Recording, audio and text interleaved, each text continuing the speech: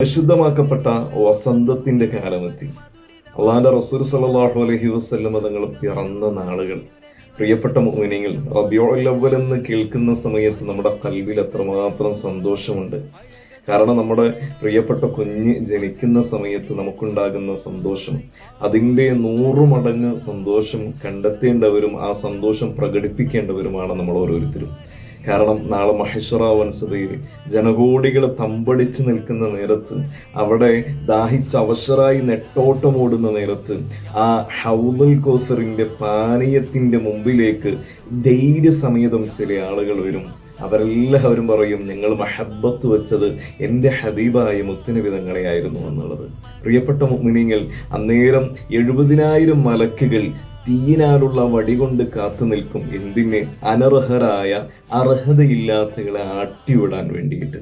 പ്രിയപ്പെട്ട മുഅ്മിനീങ്ങൾ, ഈ പരിശുദ്ധമാക്കപ്പെട്ട റബീഉൽ അവ്വൽ മാസം ഇത് തീരലോടുകൂടെ നമ്മുടെ കൽബിൽ ഏറ്റവും വലിയ പ്രിയപ്പെട്ട കാമുകനാകേണ്ടത് ആ അഷ്റഫുൽ വറ മുഹമ്മദ് മുസ്തഫ സല്ലല്ലാഹു അലൈഹി വസല്ലം തങ്ങളാണ്.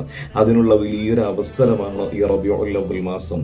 മൗലിദിലൂടെ, സ്വലാത്തിലൂടെ, മദ്ഹുകളിലൂടെ, രചനയിലൂടെ ആ മുത്തുനബി തങ്ങളെ പ്രണയിക്കാൻ എങ്ങനെയൊക്കെ പറ്റുമോ നമുക്ക് പ്രണയിച്ച് ആ മുത്തുനബി സല്ലല്ലാഹു അലൈഹി വസല്ലം തങ്ങളുടെ ഷഫാഅത്ത് നേടാൻ നാഥൻ തൗഫീഖ് ചെയ്യട്ടെ.